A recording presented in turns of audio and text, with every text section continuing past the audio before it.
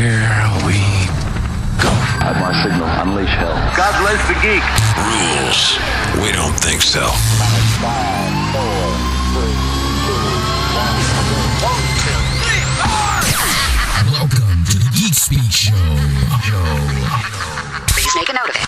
This is the show where you hear everything geek culture. I've noticed we've been sharing our culture with you all morning. Talking movies, comics, video games, TV shows, all from a geek point of view. People who get it, get it. If it's geek, we'll speak about it here on the Geek Speak Show. Here are your hosts, Henry and Romo. And here we are. Welcome to the Geek Speak Show. Well, Henry, hi. How you doing? Romo, in case you missed it last week, is not going to be with us anymore. Not permanently, just for the rest of this month. He says he's on sabbatical, but really, scary thought, he's out corrupting young minds. He's going to be tutoring in Sacramento, so that doesn't allow him to be here in the studio with us. But he will be back next month, and he will be with us for WonderCon and everything else that we do. So, again, I don't want to be here alone, because I just don't. Geek Girl, I need you now more than ever. Geek Girl co-host, been doing it for a while now, since we started actually doing the show. So Geek Girl at thegeekspeakshow.com, Geek Girl at thegeekspeakshow.com. Gotta let you guys know that I actually got a few good ones this time. You guys listened last week and said that we've gotten a few that weren't quite up to par to what we were looking for. You listened, and we got some good ones now. So you may hear them in future episodes, but today, not a geek girl, we get a geek guy. You guys know him already from the comics commentary. It's David Lee. Hey, David, what's going on? What's going on, man? Looking like a good week so far for comics and stuff.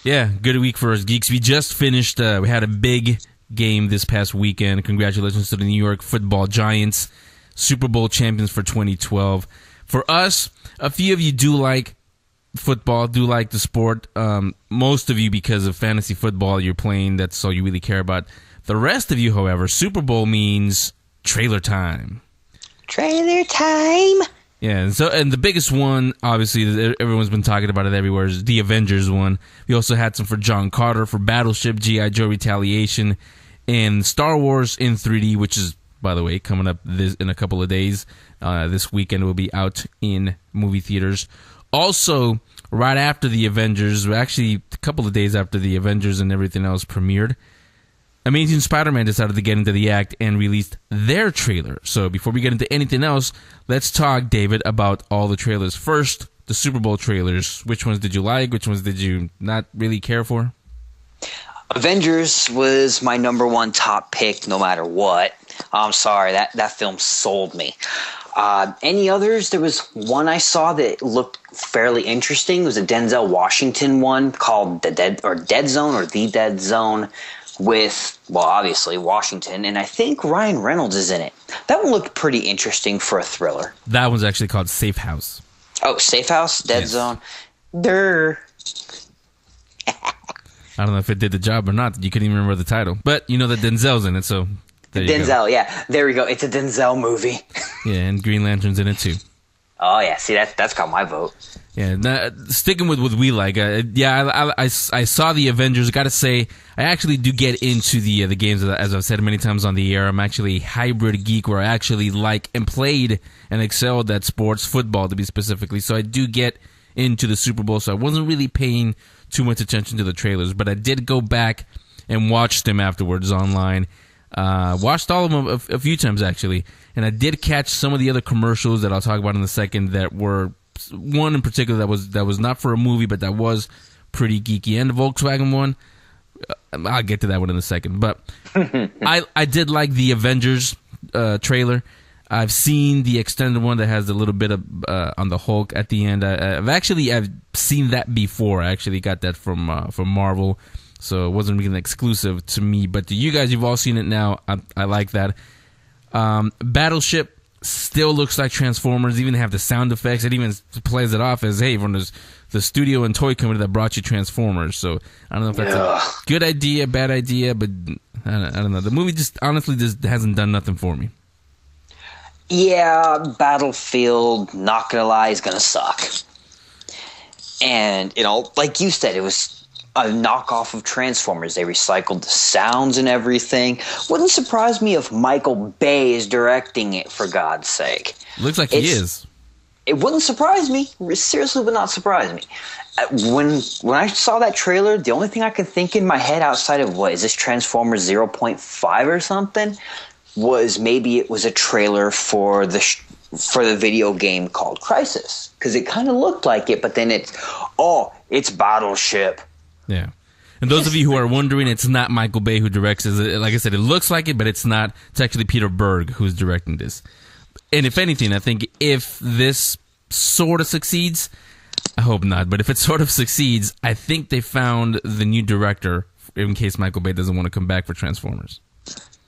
More like, let's hope he doesn't come back. Yeah. John Carter, Disney's John Carter. I haven't been too excited about this movie. I know about the book and everything, but really, it's not really doing anything for me either. The trailers aren't helping it either, so I'll just leave it as, okay, we saw a John Carter ad. G.I. Joe Retaliation. I'm one of the few people who actually liked the first G.I. Joe. Hey. Not everything. Here's another one. Yeah, but I actually liked it. This one, it's starting to sell me. I'll be honest with the first teaser we got, not really. That when it was announced that The Rock was coming on as a roadblock and all that, it was not really sold. Now that I've seen a little bit more of what they're doing, plus you got the real Cobra Commander in there. It looks like Cobra Commander now, I'll say that. So, it's starting to sell me on it. Yeah, go ahead. Oh, with G.I. Joe Retaliation, it looks awesome, except for there's one problem that I've got with it. It's now going to be a Rock-driven film. Everything is going to center around The Rock once again, and I'm sorry, I have no interest to see yet another Rock movie. You know, Snake Eyes looked damn good. Cobra Commander, when I saw him with the true mask, I was like, oh, why couldn't they have done this in the first movie? That's awesome. Yeah. But, you know, might as well stop calling him Roadblock and start calling him Rock Block.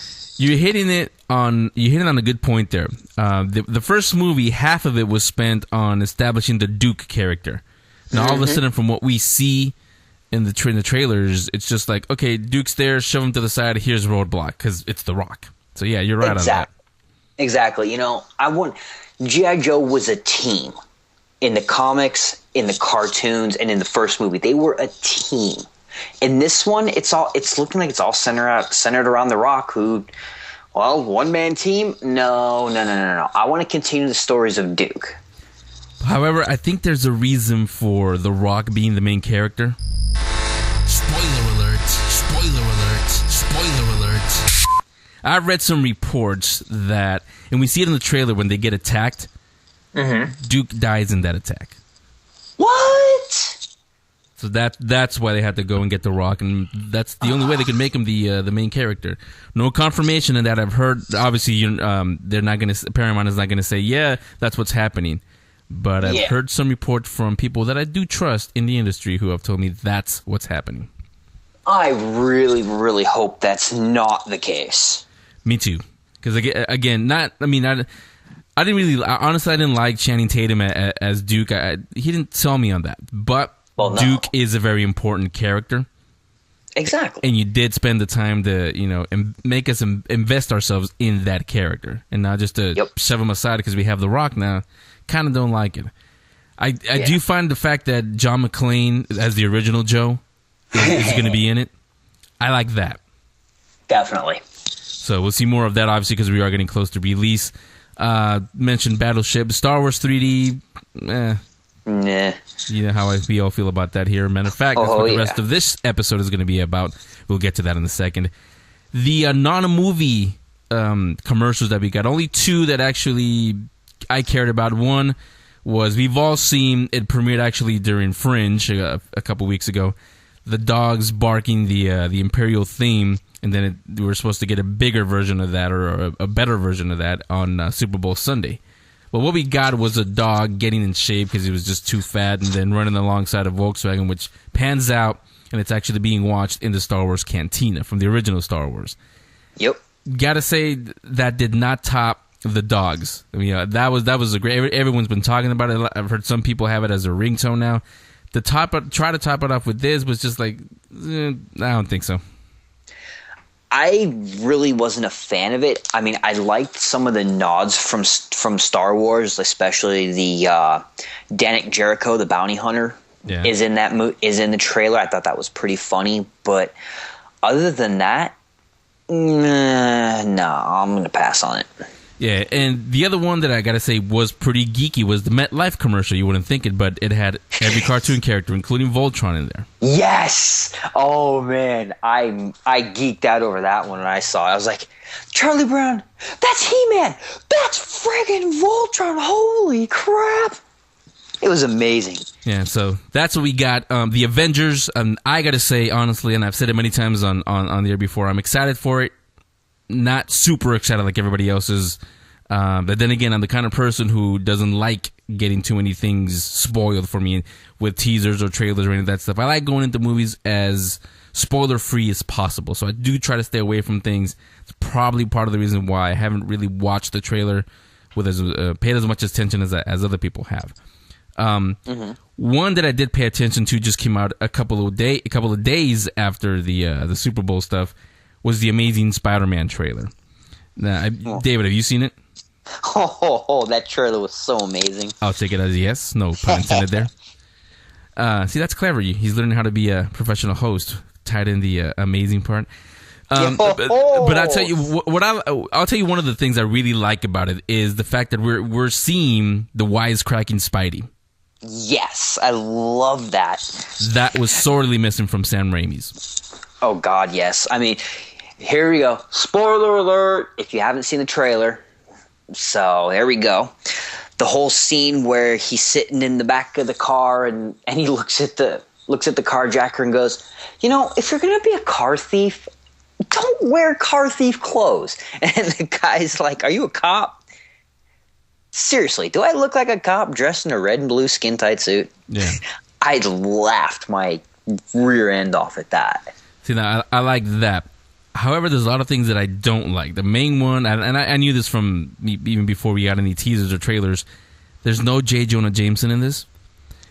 The Dennis Leary character, Captain Stacy, he takes on that role. We kind of see we get a hint of that in the trailer, where he's the one that's now starting the campaign to go after Spider-Man because he thinks of him as a vigilante. That never happened in the comic books. I was going to ask you, I'm glad we're on now actually, but I was going to ask you this. No big secret, I went away from comic books, reading or collecting them for a while. During that time, that while happened to be the same time that the Ultimate Universe was in its heyday. Now, let me ask you, did you follow or do you know that universe closely? Yeah, I know it well enough. I read Ultimate Spider-Man pretty extensively up until around about Ultimatum. Okay, good. So let me ask you then, are any of these things from the Ultimate Universe Spider-Man? Not really. I mean... So they're just changing it just for the hell of it, just because they can? Pretty much. That's what it's looking like. Because I know in the comics, Captain Stacy was one of Spider-Man's friends and confidants. And when it came, he knew he was Peter Parker, but didn't say anything until he was dying.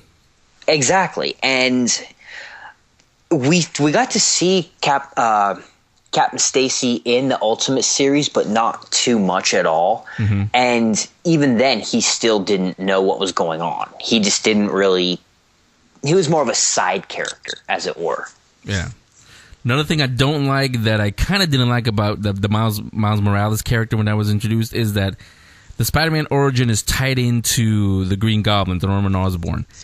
In this one, unless I'm reading the trailer wrong, his origin is, the Lizard's origin is tied into Peter Parker and Richard Parker, his dad, which, again, that's a big change because Peter Parker never knew his dad in the comics.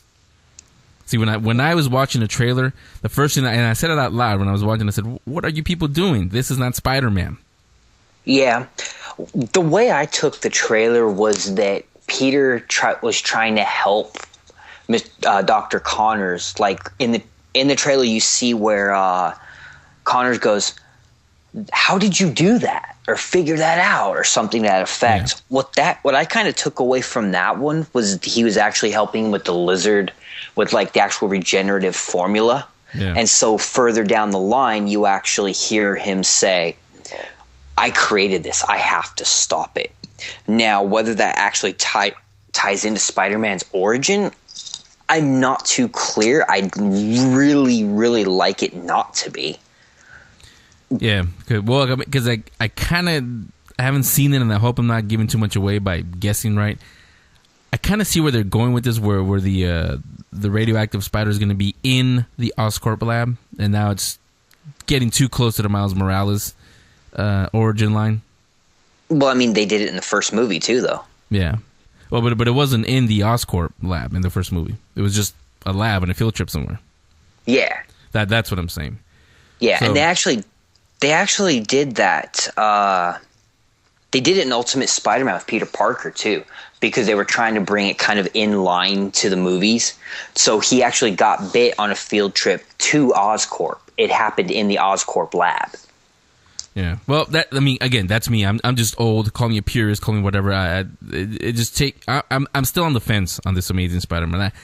I may be there. I may not. I've said many times on the air. As of right now, I don't want to see it.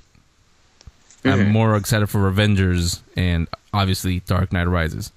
So, those are the trailers that we saw. So there we geeked out about that. We'll do the geek out later on in the episode. But let me introduce what we're going to talk about, and we'll go over it real quick here with David and I. Then we have some special guests coming on to talk about it, and that is Star Wars and Star Trek. And no, I don't want to do Star Wars, who's better, Star Trek or Star Wars, because we could go on forever with that. What I want to talk about is, like the president does the State of the Union, we want to do the state of the franchises, I should say. Star Wars and Star Trek. Star Trek obviously enjoying a phenomenal rebirth under J.J. Abrams, Roberto Orci, and Alex Kurtzman and Damon and company. Star Wars, I've said it many times on air, and I've said it when I've met you guys, listeners, when I met you guys at the conventions, we've talked about this. To me, it's like a truck with its wheels spinning in the mud. We get new stuff, but not really. I mean, the video games are out there. They're fun, as David has said many times about Old Republic. They're fun. They're great to play. But to me, that's not Star Wars. I don't really care about Sith and Jedi that lived 500 years ago and 500,000 of them. If I just want to go there and just swing lightsabers and swing away, well, that's the perfect game for me. But if I'm a real Star Wars fan, which I am, I was 4 years old when I first saw it in the theater, like I said. But if I'm a real Star Wars fan, I really don't care about that stuff. The 3D release, which is coming out this weekend, 3D release, I'm not excited for it. Even if it's in 2D, I still don't want to experience it in the theater because I have that movie on the shelf. Not only do I have it on the shelf, it just came out a few months ago on Blu-ray. So why would I want to spend like $18, $25 to go see a movie that I own that I can just watch when I get home again? So, well, yeah, and not to mention the fact that Phantom Menace kind of sucked. Why? Kind of. 3 words. Jar Jar Binks. Yeah. Ugh. Yeah, Jar Jar, and I mean, Episode 1 has the original Star Wars' feel, but there's just, I can't, to this day, I still can't put my 10, 12 years later, I can't put my finger on exactly what it is, but there's something that, it felt like the original Star Wars, but there was something missing. I don't know if it's the characters didn't have, we didn't care about the characters, even though it was Obi-Wan, we didn't care about them as much as we did Luke and Leia and Han and Chewie and all the originals. Yeah. Go ahead, sorry. No, I was gonna say, I mean, if any of them died, which, by the way, another thing that I didn't like, during the Darth Maul fight at the end, we knew Obi-Wan wasn't gonna die. We know when he dies. So you really don't, you don't care. You're not invested in the character. You're not worried for his safety, is what I should say.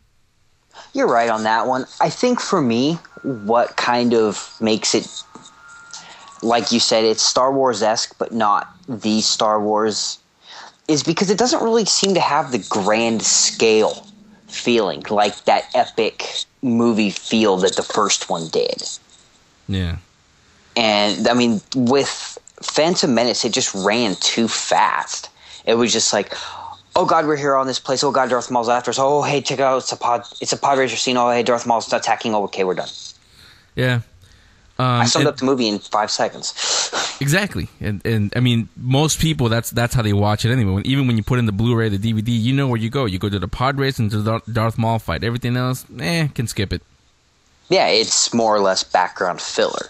Yeah. And again, the never-ending Clone Wars cartoons and series, even though we had at first it started with the 2-second ones, however long those were. Now we have the half-hour-long ones on Cartoon Network.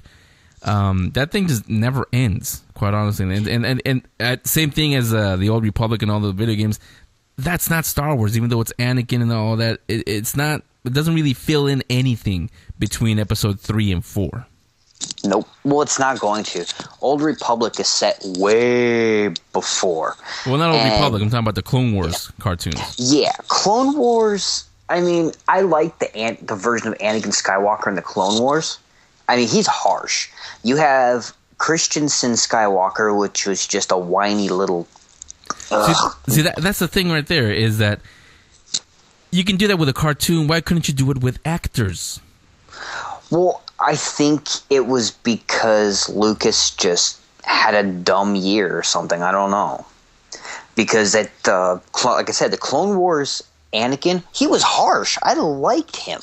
Whereas with Anakin Skywalker, played by Hayden Christensen, I just kept wanting to pinch the bridge of my nose until it broke every time he was on. It wasn't that bad, but no, okay. To me, it was. Yeah, but that's how I see Star Wars. David, you kind of agree, kind of don't. That's where I see Star Wars again. I don't want to turn this into a Star Wars is better than Star Trek. That's just where I see the franchise. Like I said, it's just truck with his wheels spinning in the mud. It's not really doing anything. These 3D releases aren't really doing anything for it. It might make new fans, it might not. Don't really know. On the other hand, Star Trek is getting new fans. Obviously enjoying a great rebirth, reimagining under J.J. Abrams. These J.J. and company, they love doing these alternate universes, all new dimension kind of shows, like with Lost and Fringe and now Star Trek. But I do like what they did with it. Although I got to say, as a real Star Trek fan, and again, just like I'm a hybrid geek on sports and all the geek stuff I like. Same thing with Star Wars and Star Trek. I actually do love and enjoy and know both of them, both franchises. I'm not just a Star Wars guy or just a Star Trek. I do know both and love everything about them. And one thing that it is sorely missing in the new Star Trek, the JJ Star Trek, is Gene Roddenberry's message about us as humanity, where we could be using Star Trek, using science fiction, where we could be eventually if we get our act together. I didn't see any of that in the original Star Trek. And if you guys remember, you the listeners, if you guys remember 3 years ago when we had Rod Roddenberry on the first time, he's been on, I know, countless times, but the very first time he was on, we talked about the new Star Trek, and he said that to him, that wasn't the real Kirk. I mean, it's not the real Kirk, obviously, but that wasn't the same Kirk that we know and love. Granted, it's a different timeline. There's got to be a little bit of the original Kirk in there. So that's the only thing I kind of don't like about the new Star Trek. Other than that, I like everything about it. I love the new Star Trek movie. And yeah, you're right. There's not really much of a Roddenberry-esque feel, but I think Abrams will pull it off in 2 for sure. I mean, he's got to get to that point. With this movie, he had to set up everything, get everything going. And with 2, now that the origins have been told, we know where Kirk came from, and we have this brand spanking new timeline. And this is something I love about J.J. Abrams and crew. Whereas you had the original Star Trek, the original Next Generation, DS9, Voyager, Enterprise, all of those. This one does not do a disrespect to those because it's in an alternate timeline. So the Star Wars or Star Trek, wow, yay, the ones that we know and love still exist. This one doesn't really do much of anything with those. It's like an ultimate Star Trek, if you want to go ahead and take the ultimate analogy from the comic books. Yeah, I can see that. So yeah, that's what we're going to talk about. Now, again, I don't want us to go into Star Trek versus Star Wars, who can beat who, the Death Star can destroy the Enterprise. Not about that. It's just this. yeah, where do we see the franchises right now? You as fans, where do you see him? You can drop his emails on the comments. If you're watching on YouTube, just put the comments on there. Send them to Henry at thegeekspeakshow.com or Romo. He's still around. Romo at thegeekspeakshow.com. David. Yeah. You're still going to do a comics commentary, right? Of course. Just when you guys thought you'd get away with not having one, I'm back. Okay, so we'll let him get that ready. We'll let him do it early, and then we'll come back and we'll start talking Star Wars, Star Trek, the state of the franchises. The Geek Speak Show will be right back.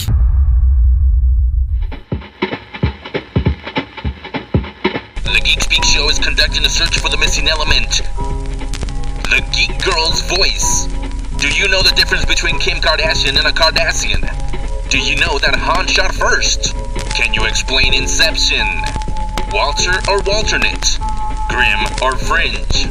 Use these and other amazing facts in discussions with the boys and especially with all the awesome guests on the Geek Speak Show. All you've got to do is send an email to geekgirl@thegeekspeakshow.com with a link to your YouTube page, or send us an MP3 where you explain why you should be our Geek Girl co-host. It'd be great if you're here in the San Francisco Bay Area so we can have you in studio, but we can Skype it if you're not. So if you're a geek girl, or if you know one, and you're ready to show your knowledge to the world, send an email to geekgirl@thegeekspeakshow.com with a link to your YouTube page or an MP3 telling us why you should be our Geek Girl co-host. We hope to have our Geek Girl co-host in place by March, just in time for WonderCon 2012.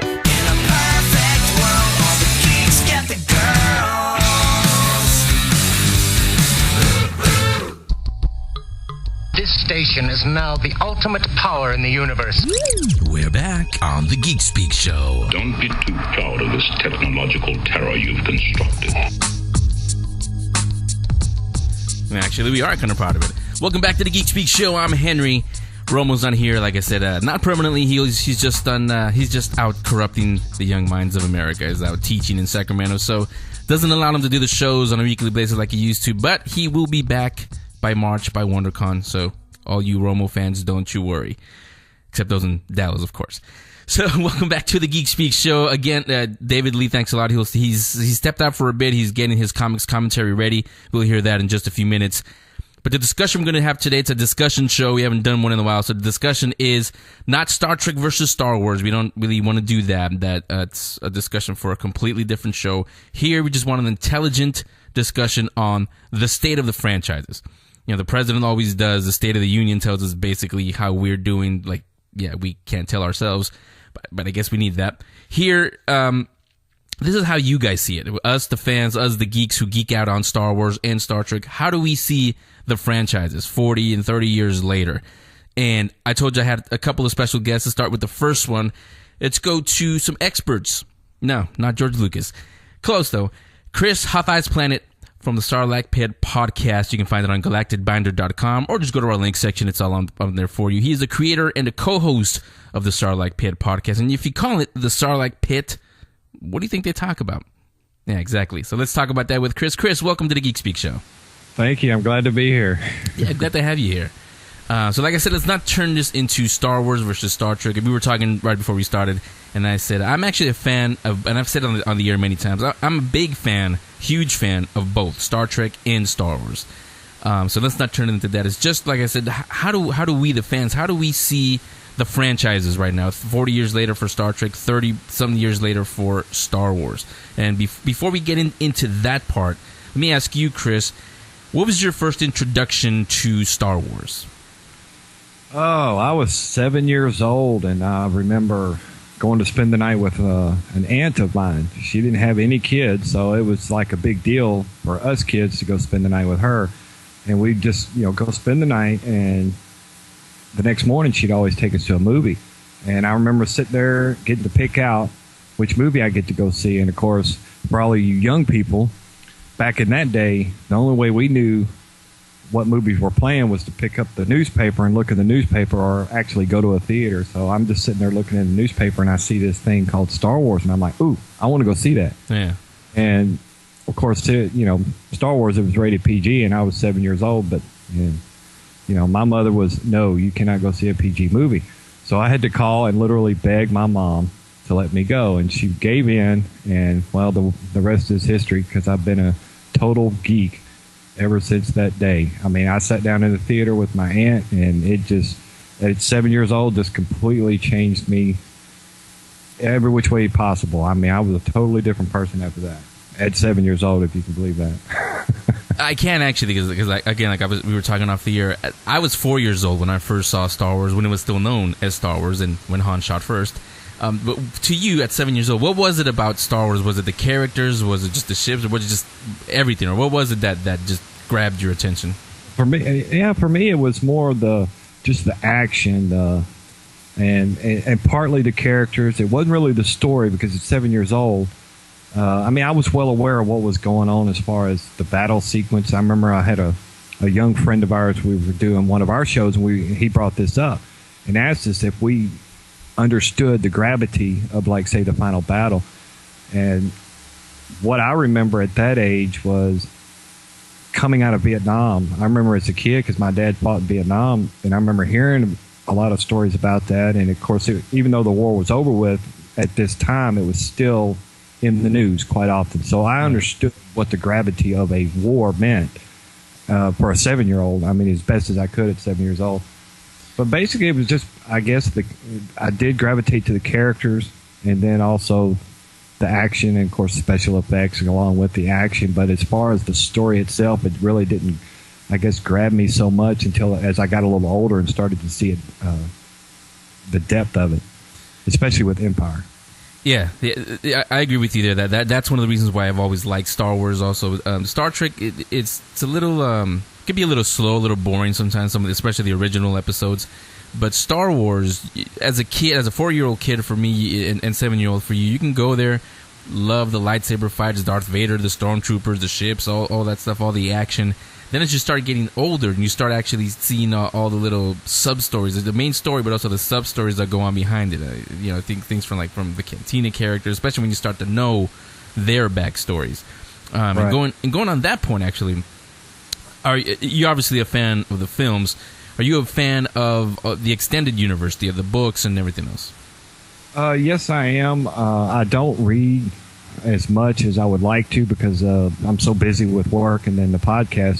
Since I started the podcast a couple of years ago, I haven't had the time to actually sit down and read like I used to. But there for quite a while after episode 3 came out, that was basically, I was like, okay, no more movies. What am I going to do now? And I really got more into the reading at that point, and was just basically going through the timeline.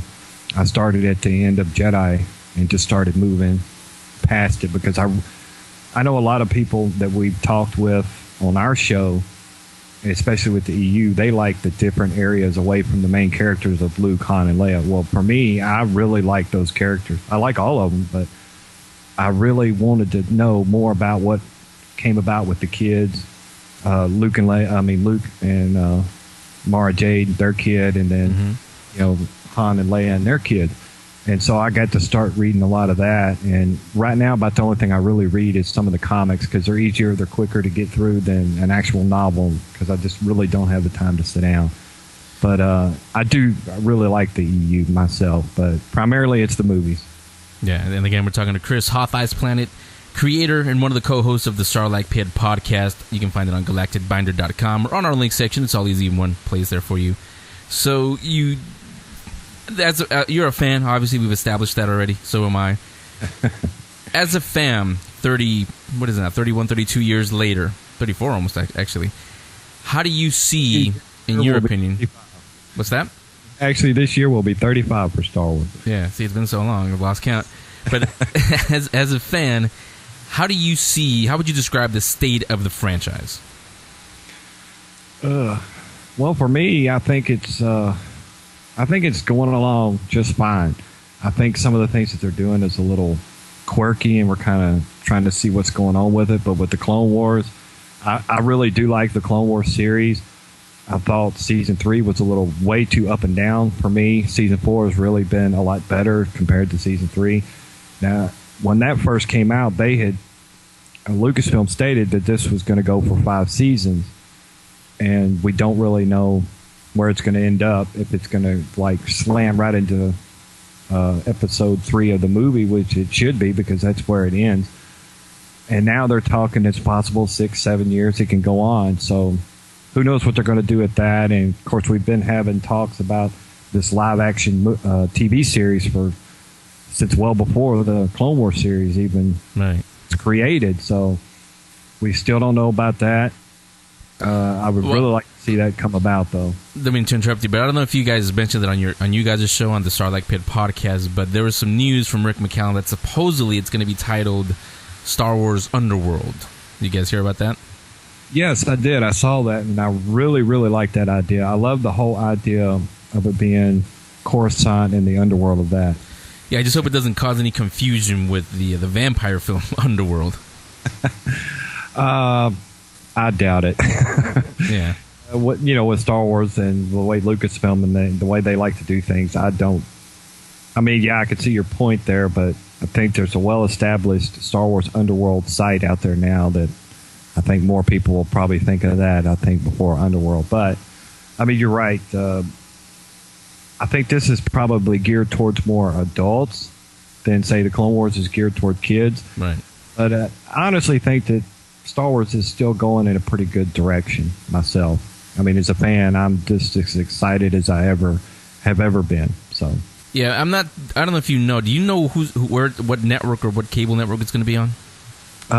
No, from what I understand, that's part of the issue is they don't know exactly where they want to do it because the whole thing that I understand is cost issue.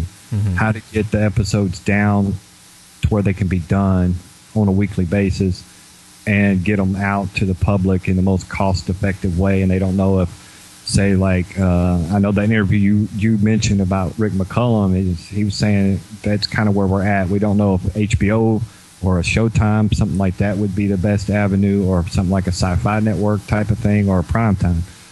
So I think honestly, in my opinion, I think they're probably leaning towards like the HBO type of thing. Yeah, I mean, HBO, obviously, we know what great things they've done with Game of Thrones and everything else they've done. AMC, obviously, they have The Walking Dead, but I do have to say, and we'll talk about this later in our TV segment on the show, The River, which premiered this week, that one was pretty out there on things that they actually got away with. So it could go to a network, too. True. I haven't had a chance to watch that, but I did see the commercial for it, and I was like, oh, Steven Spielberg's... Yeah, it was very good. Like I said, everybody else listening, we'll talk about it on the TV talk section. But right now, we're talking to Chris Hoth Ice Planet. He's the creator and one of the co-hosts of the Sarlacc Pit Podcast. You can find it on on galacticbinder.com on our link section, or you can just go directly there, www.galacticbinder.com. So that's how you see the state of the franchise. We have, of course, the 3D release, The Phantom Menace, coming this weekend. To you, how does that seem to you? Is it just a gimmick, or are you really excited about it? I don't know about calling it necessarily a gimmick. For me, I'm excited about it for one reason, that it's back in the theaters. If they released it just in regular 2D with no 3D talk whatsoever, I would be ecstatic and want to go see it on the big screen, because that's the way it's meant to be. Star Wars is supposed to be on the big screen. But I'm also really excited about the 3D. I'm curious to see what it's going to come out as. I've seen a few 3D movies, and some of them have been really good, some of them, So it just depends. Clash of the Titans. That I didn't get to see in 3D, but I heard a lot of rumblings about that, yes. I saw 3D was bad, but 2D wasn't that good either, a movie. It was just a bad movie, that's all. So I'm excited to see what they do with it. I want to see how it comes out. I'm curious. The one thing that does concern me is that Lucasfilm has stated that we have to go see this one and the subsequent films as they go in order for them to keep bringing them out. And for somebody like me, who's a major OT fan. Like me and you were discussing before, I love all of them. But for me, the OT is above and beyond the prequels, even though I still love the prequels. I am just so excited to see the original trilogy on the big screen. And if it comes to the point where, okay, we go through 2 or 3 or even all 3 prequels and then we don't end up with the OT, I'm going to be one of the people that's going to be highly upset. Yeah, for that one person out there that doesn't know what Chris is talking about, OT refers to the original trilogy. PT is a prequel trilogy. For that one person that doesn't know what that means. What was I going to ask you? Oh, with all these... before we get to that, I said, yeah, it's kind of gimmicky. One of the things that I know for a fact, and it's not a spoiler because it's not spoiling anything, is I've seen trailers for it, and I also have some friends who work at Lucasfilm, and they haven't shown me, but they've hinted at some things that are going to be in there. And it's not a no like in the Blu-rays, but they're adding like pit droids and little things that come at you just to make it more 3D. So now that kind of stuff, I don't like that being added to episode 1. We discussed this on our show when it was announced, when we finally got the announcement of the 3D, and that was one of the points that I brought up. I said, I'll be okay with it as long as they don't go start putting in a lot of stuff just to come at you, just for the sake of it. If it's done, and if it's done well, and it kind of adds to the scene, or at worst doesn't take away from the scene, then I'll be okay with it. But if they start adding a bunch of ridiculous stuff just to have it coming at us, that might not work too well for me. Yeah, have you had a chance to go to Disneyland and check out their new Star Tours? No, I haven't. I just finally got to ride the original one at Star Tour. Celebration last year. So okay, I will definitely go to it later this year at Celebration 6, though. Yeah, I was gonna say I actually got to go on it this past December. We went to Disneyland, and it's actually not, the 3D is not that bad. You even forget that you're watching a 3D movie after a while now. If it's done like that, I'd have no problem with it. And then the movie is also going to be shown, by the way, in 2D in select theaters. So those of you who don't want to see it in 3D can go see it. Because like Chris said, these are movies that you have to see with a crowd in a theater. I mean, it's just we know the movies, I know, but it's the experience that you have when you're sitting in a crowd watching the adventures of, well, in this case, Anakin Skywalker, not Luke yet. That'll come later. The other thing, do you believe when George Lucas and company, when they say, depending on how much money this makes, we'll release the other one, do you really believe that, or do you think that they already have it planned to release every single one? I think they already have it planned. In my personal opinion, I honestly think that for them to stop releasing them, it would really have to do awful numbers. Yeah. And we actually, this is another thing that we discussed. They said it has to make a certain amount of money. Well, okay, what is that amount? What is the bar? I mean, does it have to do 30 million, 50 million? Does it have to do 100 million? We don't know what it costs for them to make or to transfer it over to 3D, but I honestly think if it does $30 million, that should be plenty sufficient enough to move on with another one, in my opinion. Yeah, and the other thing is nowadays, 30, 40 million, you can easily make that like on an opening weekend. Mm-hmm. Nowadays, movie studios, this one included, they take the worldwide gross into account, not just here in the States, so it could easily make all the money back. Oh, yeah, and the fact that it's opening worldwide this week. I mean, France already has it out right now, and the UK opens on the 9th, if I remember correctly, and then, of course, ours is Friday. Right. I am disappointed that I live here in Memphis, Tennessee, and I just went to the theater this morning to pick up my tickets for Friday morning, and we don't have any midnight showings, which I'm extremely aggravated about because we had a whole group of friends that were going to go to the midnight, but apparently there's something going on, I think, from either Lucasfilm or there's some kind of stipulation that they can't do midnights for this for some reason, because the theaters just told me that it's unavailable. They can't do it. And I'm like, all right, whatever. So, but the thing that's disappointed to me, especially here in Memphis, is we're only getting 4 showings at each theater. I was like, wait a minute, 4 show times per theater, and it's only on one screen. And I'm like, oh, man, there's going to be some angry folks that the Friday and Saturday night evening shows that sells out. yeah. I didn't know about the because I was thinking, even if I don't go see the movie, I was going to take my son, and he's 8 years old, and he loves Star Wars too and the Clone Wars, but I was going to take him to, because we actually got lucky enough to go see episode 3. We lined up and everything. We're there, not midnight, but we were there on opening day. now that he's a little older, he can go to midnight showings with me. And I was thinking maybe we should go to one just so he can experience what Dad experienced when I was his age watching all the Star Wars movies. But I didn't know what you just said, that there aren't going to be any. I haven't checked any theaters here, but that's news to me. Yeah, I'm wondering how that works nationally. I mean, that's just what our particular local chain told me, because the only reason I know this is because I had set up a 501st Troop for this weekend. I'm not a member of the 501st, but I've worked with them, and so I got with them in a local theater chain, and I worked together a troop for us to do on Saturday. And when it came down, they weren't giving us any midnight showing, so I just contacted the head lady that I had to set all this up and asked her about it, and that's what she told me. She said, "I'm sorry, but we're unable to do the midnight showings." And I'm like, okay, obviously it ain't got nothing to do with money on their end, because if a theater's making the money and they sell out. That makes me wonder too, though, that with only having the 4 show times, what happens if they sell these out real quickly?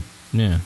I mean, what are they going to do? Are they going to have the room to put on an extra screen or something? I mean, who knows? I guess we'll have to wait and see. Yeah.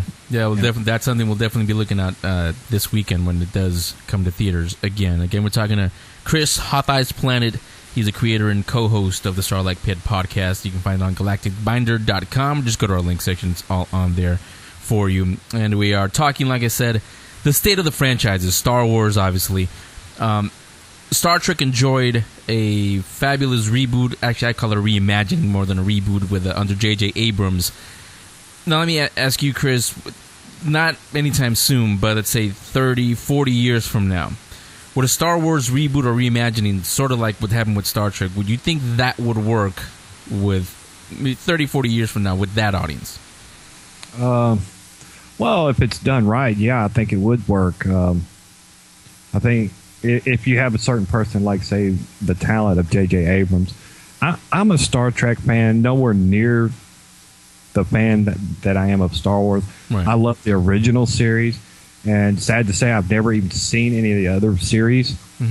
And I've seen a few of the movies, and to me, as a fan of the original series, I thought the movies that I did see were really, really disappointing.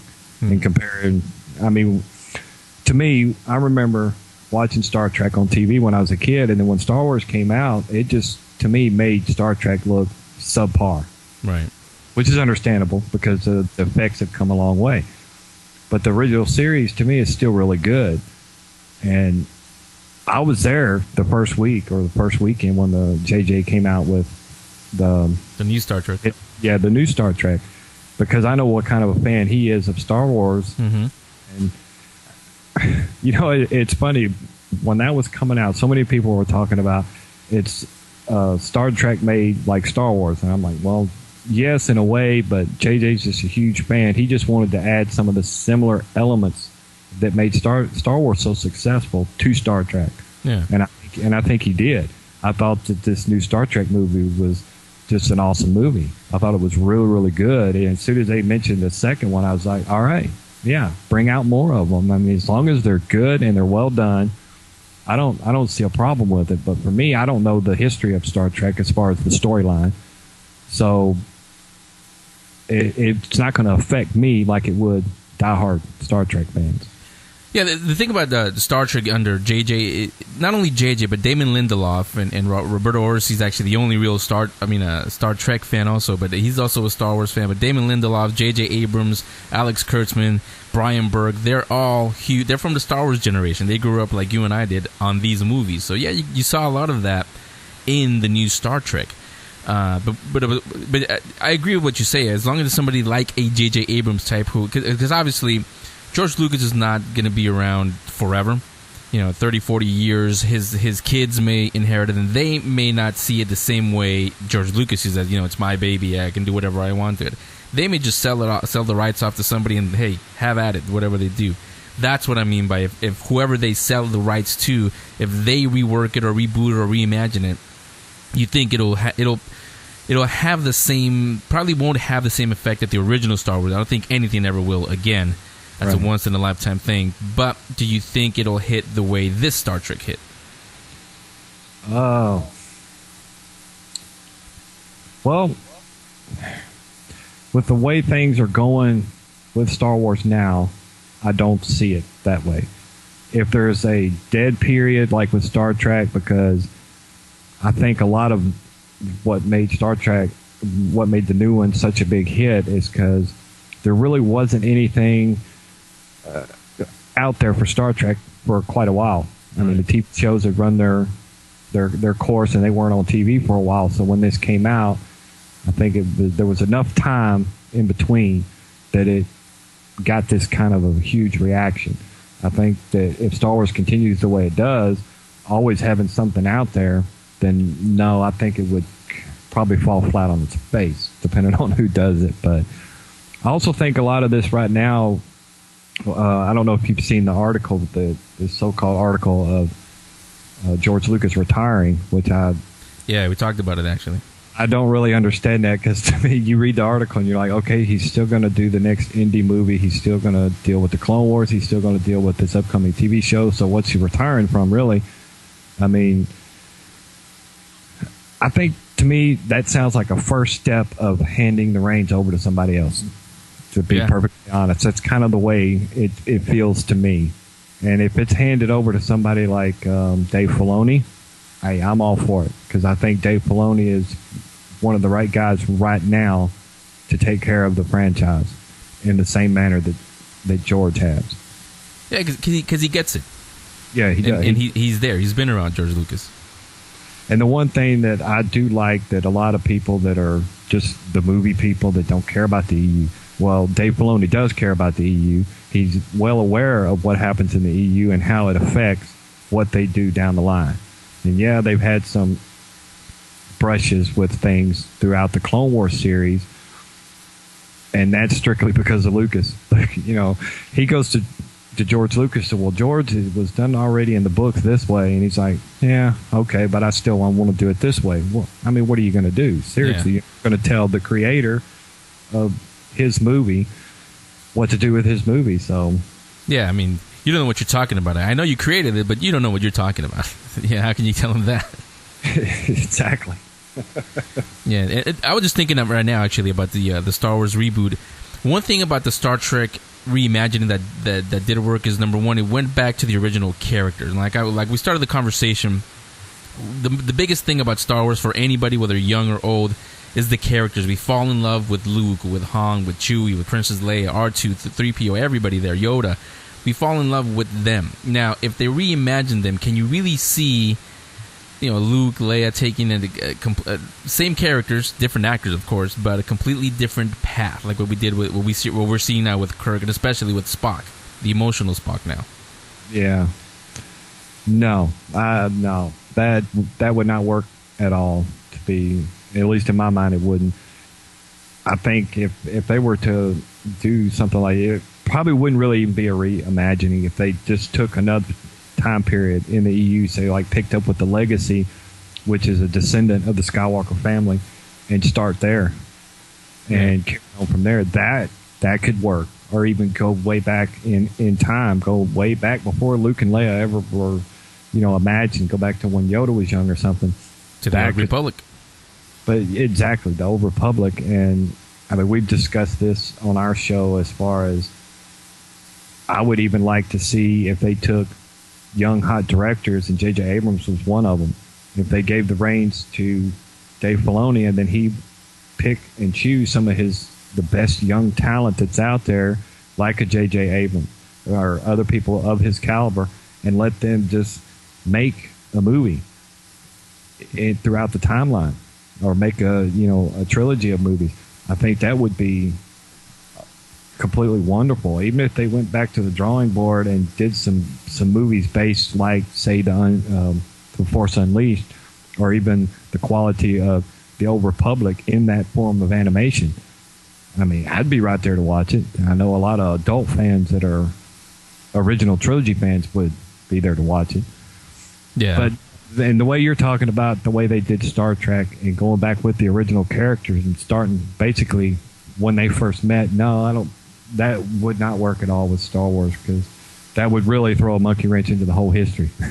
Yeah, especially the way everybody knows. I mean, Star Trek is as popular as Star Trek is, not the whole world doesn't know Star Trek the way they know Star Wars. The characters, like I said, the backstory. They know. I mean, the most famous line that really isn't in the movie is, "Luke, I am your father." He actually said, "No, I am your father." But that's just nitpicking on our part.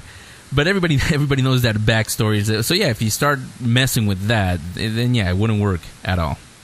Right. You know, I remember sitting there with watching the Star Trek movie, and when they mentioned that, talking about Spock and his origin, and that he had a human mother and his father was, Vulcan, I was like, oh yeah, that's right. I completely had forgot about that. Yeah. That actually did exist.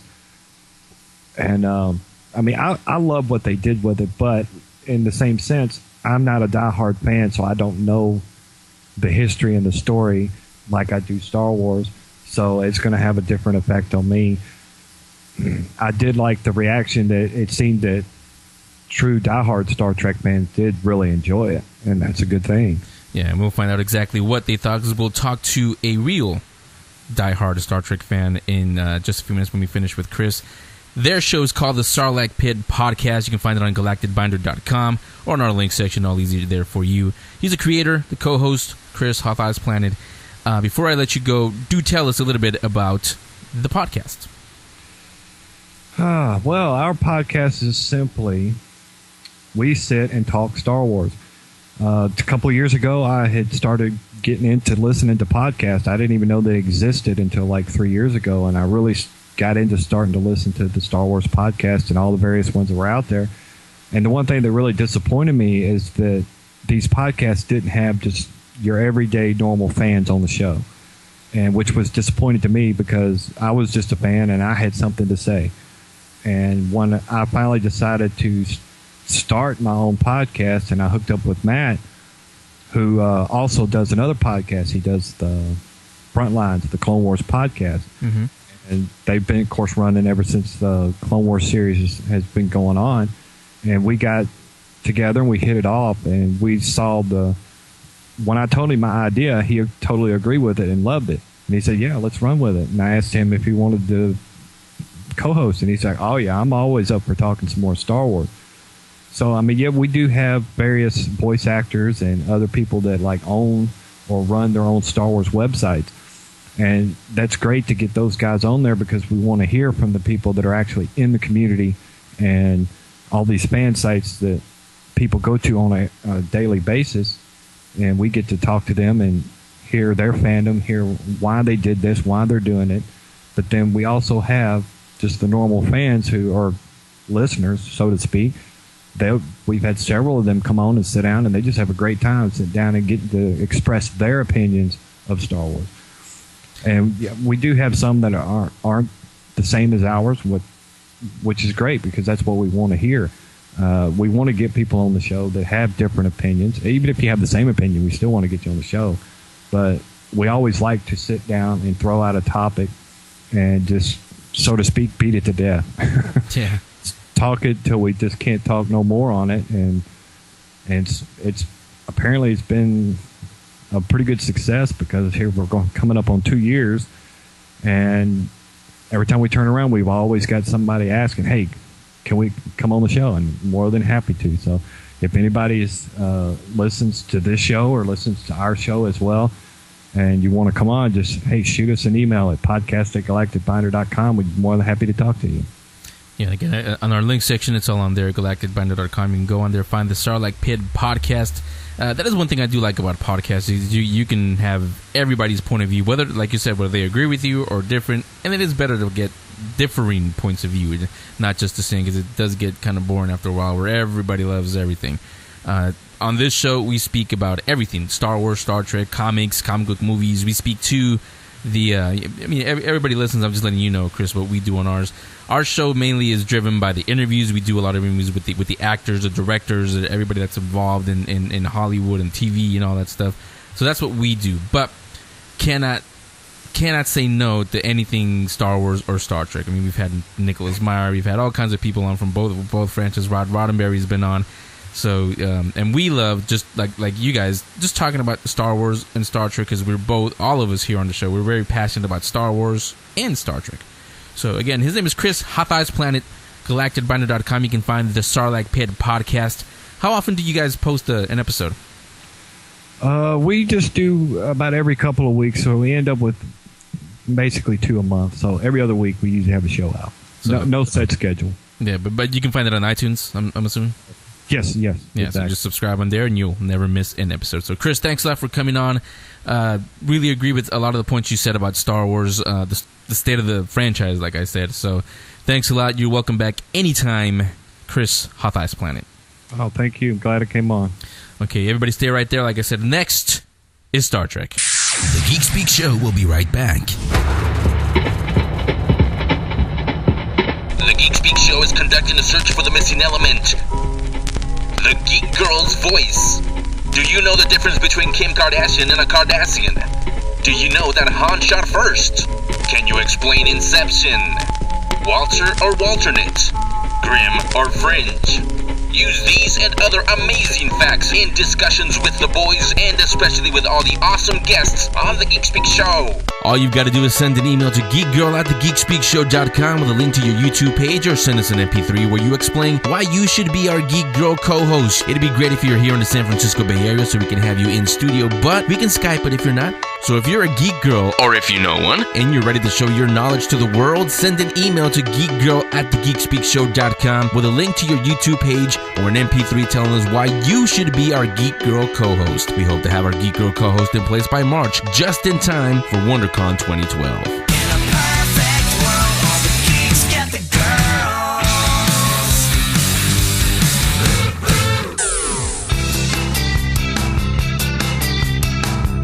Now back to the Geek Speak Show.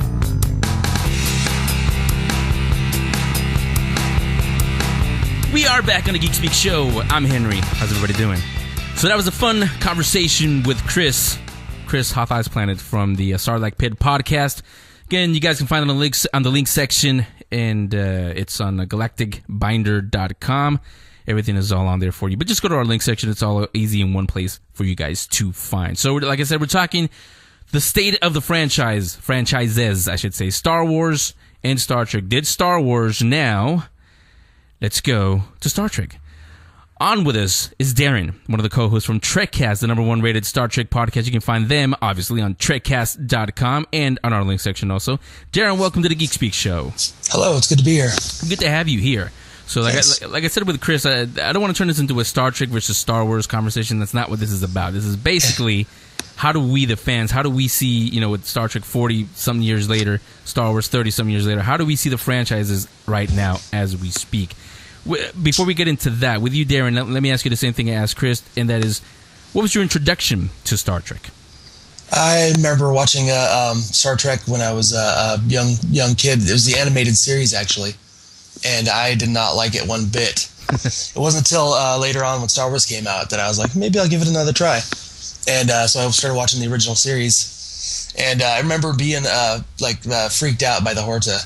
The episode where the thing going through the rock. The walking pizza. Yeah, basically, I used to, I wouldn't eat scrambled eggs for years because of that.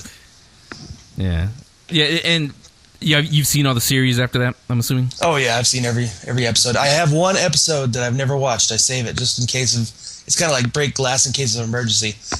Which episode is that? I've been told it's a pretty bad episode, but, or it's a decent episode, but I'm just holding it on the back burner. It's DS9, it's the one with Melora in it. The one where Bashir has the girlfriend that's in the wheelchair. I don't think I remember that one. Not Melora. It's not Melora's Klingon opera. But anyway, yeah, it's like a first season episode, and I've never watched it. So yeah. Then again, I didn't really get into DS9 that much. I'm actually one of the few people who actually enjoyed Voyager. I know a lot of people, not too many people enjoyed Voyager, but I did actually. I have a love-hate relationship with Voyager. It's just one of those, Some days it was great, some days it wasn't. You love to hate it? No. I actually love all things Trek. Yeah, I was gonna say, what is your favorite? If you had to pick one, what's your favorite series? Well, it's so hard. It's like asking a parent to pick their favorite child. But well, I can do that actually. Yeah, I'd have to. I mean, I have to say, for me personally, Next Generation, because that was my Star Trek. Mm-hmm. And the original series was my father's Star Trek or my mother's Star Trek. And Next Generation was my Star Trek. It was Star Trek for a new generation, no pun intended. Yeah. So, but as far as favorite series or favorite season, Enterprise Season 4, which a lot of people just won't even give a chance. It's probably one of the finest seasons of Star Trek ever. Yeah, I was going to say, I agree with you. I think 4 was one of the better seasons on Enterprise. So I guess you kind of answered then who's your favorite captain? Oh, yeah. Well, no, actually Captain Kirk, just because he was brazen and bold, and he got the job done no matter what had to be done. Well, Shatner Kirk or Chris Pine Kirk? Shatner Kirk. Although I do like Chris Pine. He's pretty cool. Yeah, I'm finally getting used to calling Chris Pine Captain Kirk. You know, all these years have been the Shat. That's what we know as Kirk. So again, we're talking yeah, go ahead. Oh, although we've only got one movie with Pine, so we'll see how it goes. Yeah, we're talking to Darren. He's one of the co-hosts of Trekcast, the #1 rated Star Trek podcast. You can find it on Trekcast.com or go over to our link section. It's all on there for you. So, as a real Star Trek fan, obviously we established that already. As a real Star Trek fan, how do you, Darren, how do you see the state of the franchise? I really think it has so much room for improvement right now. I mean, you look at Doctor Who is seeing a huge resurgence, and it's 50 years old, and same with Trek. Trek is 45 years old now. Yeah. And I think it's really going to come full circle again, and it's going to be very relevant again, especially with all the discoveries we're making in space exploration, with the satellites, finding all these other planets and stuff like that. I think it's really going to spark a resurgence for Star Trek, because that's what Star Trek's all about. It's all about exploring the unknown, and that's what we're really, as a society, getting to do right now. So I'm really kind of excited to see that aspect of it, and I'm hoping we'll get to see another series. I think probably the 50th anniversary around there, after the trilogy opens up. Yeah, I'm glad you brought that part up, because the J.J. Abrams Star Trek, the one in the 09, that was a fun film. That's the way I'll describe it. But it may have gotten some new fans, but did those new fans, did they get the message, Gene Roddenberry's message behind Star Trek, which is really what Star Trek has been all about? There's a lot of debate about that, and I kind of think they didn't get that, but it was an introduction, a reintroduction. So you're not really looking for that kind of you don't want to preach to anybody. People don't like being preached to. They don't want to be said, "Oh, this is my vision. This is what I think of," especially nowadays. But I think the next movie you'll really see that message come into its own in this new series. Because with the first movie, they just wanted to introduce us to these characters again. Mm-hmm. Next movie, I think they'll introduce us to Gene Roddenberry's vision. And do you hope that they go what everybody's been talking about, do a Khan reimagining or something like that? I hope not, but how about you? What do you say? Yeah, I don't think they're going to do that. I mean, he could make an appearance. You never know. It's a brand new universe, so yeah, you don't know. Although you see the actors that are in it. I think Benedict Cumberbatch is the main villain.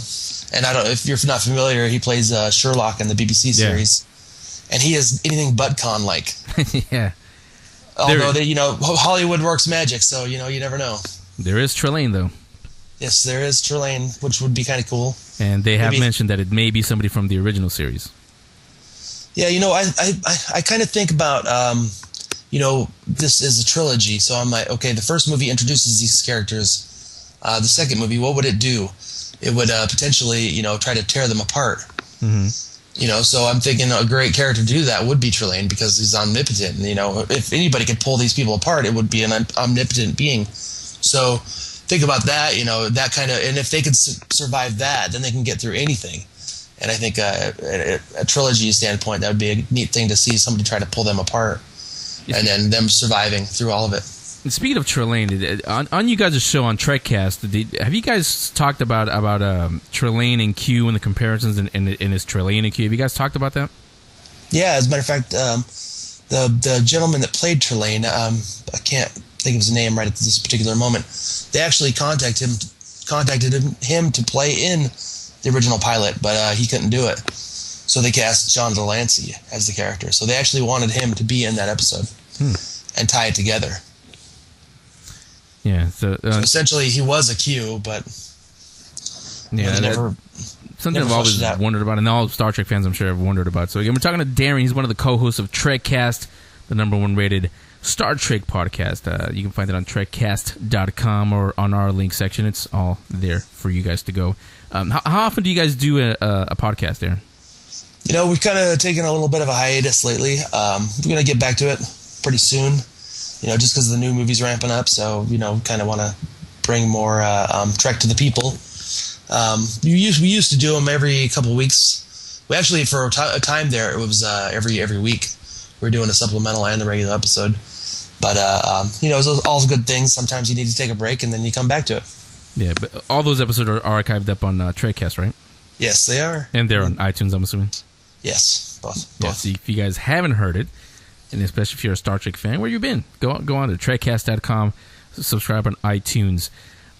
So what besides just Trelane and all that stuff, maybe, not saying for sure, but maybe, besides all that, what else do you hope to see in Star Trek 2 and 3 once that comes out? Yeah, just great storytelling. I mean, that's what these guys do. Damon Lindelof and Roberto Orsi.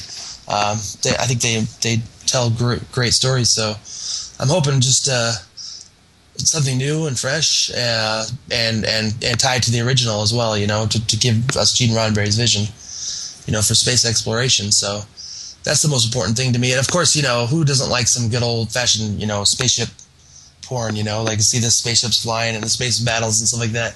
Give me that all day long. So if we get more of that, I'm glad you brought that up. But if you get more of that, is it in danger of becoming more Star Wars than Star Trek now? I don't think so. I think Deep Space Nine proved that it could be done. Yeah. Later on in the season, if they have a need, if it needs to be there, but just throwing it in there, that's not going to work. You have to have a need for it. So, I think they'll be able to figure that out. I just want my cake and I want to eat it too. You know what I mean? Yeah, exactly. Plus, if it does start going that way, and I know a lot of real Star Trek fans, before I do anything else, let me ask you guys, have you guys, I've never, and I said I am a Star Wars and Star Trek fan, but I never get mad if somebody calls me a Trekker or a Trekkie. What is the distinction, or is there a distinction? I don't think there is. I think there was a time when people were kind of a little bit sensitive to that, but I think now that essentially being a geek or a nerd is kind of cool now. It's people just don't. If you label me one of those things, I'm going to take pride in that. So either one really doesn't affect me. I get called all kinds of different things at work, because I'm a Star Trek fan. But I neither one is Trek or Trekkie. Yeah, they call me both, and I don't really mind. I don't really mind at all. It's kind of fun to be known as that guy because, people come to me and ask me all these, questions about this or that or the other thing, just because they won't know, but they know. They'll say, Darren knows. So we'll go ask him. So I'm proud to be labeled a geek. Yeah, same here. So are all our listeners. Yeah. You mentioned this a second ago. If there is another TV series, what would you want to see from that TV series? Honestly, I think floating around right now is there's a pitch from Brian Fuller of Pushing Daisies, and he actually wrote some episodes of DS9 and a couple other great series, and Bryan Singer as well, trying to get a new series on the big screen. I personally, I don't have a preference. I just like to see Trek on TV. A lot of people think that it would be neat to see the future, past Voyager, continuation of that world. But it was getting to the point to me that it was, kind of like everything was there. They defeated the Borg. What else do we need to do, other than get outside the universe or whatever? So I just like to see good storytelling. So give me good storytelling. I'll be happy with whatever universe it's set in. Yeah, so that's how we see, how Darren sees the state of the franchise, the Star Trek franchise right now. And we were talking before we started the interview off air. We were talking about how we were both from the Star Wars generation, and we grew up on Star Wars. Yeah. This weekend, the 3D episode 1 is out. How do you see that? Do you care about that? Are you excited about that at all, or is it just there? Oh, you know what? I'll probably be one of the first people in line because it's the first movie though, and of all of them, and that's my least favorite. But my daughter is 7 years old now, so I think it'll be really fun. She's actually really excited to go see it with me. So I think, because that movie I think is definitely geared towards kids. And as a father, I want to share that experience with my kids. So, I think it'll be a great time, and I'm definitely going. Yeah, in the interview I just did, actually, I just found out some, to me, disturbing news. My son is 8 years old. I wanted to take him to a midnight showing, and so you can see everybody in costume and everything. I understand they're not doing that. Theaters aren't allowing you to line up and be there for the midnight showings or for any showings for that matter. Really? Yeah. I'm gonna have to check that out. Yeah, me too. That was news to me too. But apparently that the word came from Lucas, not George Lucas, but Lucasfilm came from them. So I don't know what's going on with them. They may have said no midnight showings, but I don't know. Sometimes when you see parents taking their kids to movies late at night, maybe he's just getting old, and that's just the way he feels about it. Who knows? Could be. Who knows? Yeah, I'm excited. I'll take my daughter during the day. It doesn't really affect me. Yeah, I'm like you. I just wanted my son to see what Dad saw when I was his age, when we went to see all the movies. Yeah, you know what? Like people are like when they talk about their love for Star Wars, and we're kind of going off track a little bit, but just really quickly, a lot of people, because they don't like this new prequels. My dad took me to see Star Wars when I was a kid, and to him that was like watching Buck Rogers all over again, or Flash Gordon. Mm-hmm. It's already been done, So to him, he was probably like, this is kind of funny. I've seen this all before, and and as adults, we look at things a little more cynically. So, try to look at it through a child's eyes and go back and watch these and see what it would be like for them. See, all the more reason to have kids. Producer Damien, I'm looking at you. Get some kids. You'll see Disneyland a lot different. Although, really, how can you not enjoy Disneyland? Let me transition into this because we're talking about Star Trek here. I think what Star Trek needs is an injection of youth. So, Star Wars, these new prequels were aimed towards kids, I believe, a little bit more. Yeah. I think Star Trek needs a little more of that kid-centric stuff. Like, I would love to actually see a new animated series, set maybe in the Next Generation universe. And it would highlight exploration and other fun stuff for kids. I think it would be neat. If you did it a la Clone Wars, I think it has potential for great success. And especially people really want to see, I think Trek fans really want to see that Next Generation era on the TV in some way, shape, or form. The J.J. Abrams universe is great. It's neat that they went back and they're actually able to tell new stories through those people. See, now you're talking. You need to send a check to Darren from Trekcast because he's giving you some pretty good ideas there. There actually is talk of them doing that. I don't know how much. Obviously, I'm not a fly on the wall in the rooms, but with the success of Clone Wars and I don't know, Alex Kurtzman and Roberto Orci, who are the writers of the new Trek universe, they're very successful with their Transformers Prime cartoon. Mm-hmm. I don't know if you're familiar with it. Yeah, I am. So. They're kind of like, maybe we could try this. So I'm kind of hoping they do try something like that. And again, like I said, we were really in a neat time. I mean, we're not going to the moon. That was great in the 60s. But we have these great new telescopes, the Hubble, and we have, I think it's the Kepler that's coming out. Yeah. That can see these planets. We're actually able to find planets out there now. And it's a really neat time. We're going to find a planet within the next 10, 20 years that is suitable for life. And if that doesn't say exploration, that just makes my imagination go wild. And why wouldn't you want to, have that kind of experience for children? So let's bring it on. Yeah, so again, it's Darren. He was one of the co-hosts of Trekcast, the #1 rated Star Trek podcast. You can find it on Trekcast.com or on our link section. Darren, thanks a lot, and thanks for sharing your thoughts on Star Trek, the state of the franchise. You're welcome back anytime. Thanks a lot. Appreciate it. All right, and we will be right back. The Geek Speak Show will be right back.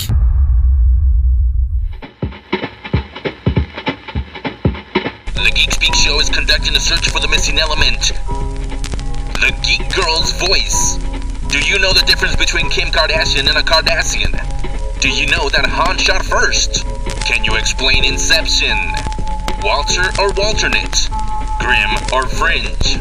Use these and other amazing facts in discussions with the boys and especially with all the awesome guests on the Geek Speak Show. All you've got to do is send an email to geekgirl@thegeekspeakshow.com with a link to your YouTube page, or send us an MP3 where you explain why you should be our Geek Girl co-host. It'd be great if you're here in the San Francisco Bay Area so we can have you in studio, but we can Skype it if you're not. So if you're a geek girl, or if you know one, and you're ready to show your knowledge to the world, send an email to geekgirl@thegeekspeakshow.com with a link to your YouTube page or an MP3 telling us why you should be our Geek Girl co-host. We hope to have our Geek Girl co-host in place by March, just in time for WonderCon 2012.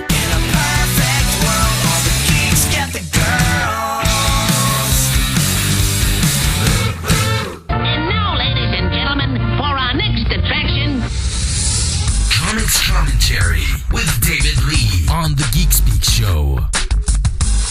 I'm back! Yep, that's right. I co-hosted and I'm still doing my own segment. Welcome to yet another episode of Comics Commentary with me. You don't need to know my name. You've already heard it enough. So, with this Comics Commentary, we're going to go ahead and continue the theme of State of the Franchise. In this one, we're going to talk about the state of the franchises of Marvel and DC and why I've nearly stopped reading. To be honest, I'll just put it out there in a lump sum. I think they both suck. Now, here's why. With Marvel, it feels like they're going too fast. You've got stuff that's branching out in X-Men. You really can't keep focus on which is going where. You've had X-Force, now it's turned into Uncanny X-Force. Uncanny X-Men has turned into Uncanny X-Men and then Wolverine and the X-Men. You've got different Avengers comics and all this stuff, and it's not really interesting anymore to me. To me, like I said before, like I've said on other commentaries, X-Men is just that, X-Men. Wolverine's overdone, folks. You know it. I know it.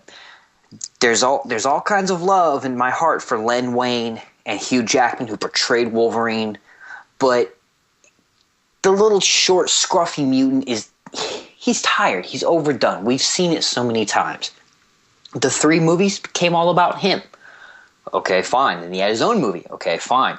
Then there was a cartoon, Wolverine and the X-Men. No. And now you have a comic series called Wolverine and the X-Men. When I've read the first issue, I was very, very let down.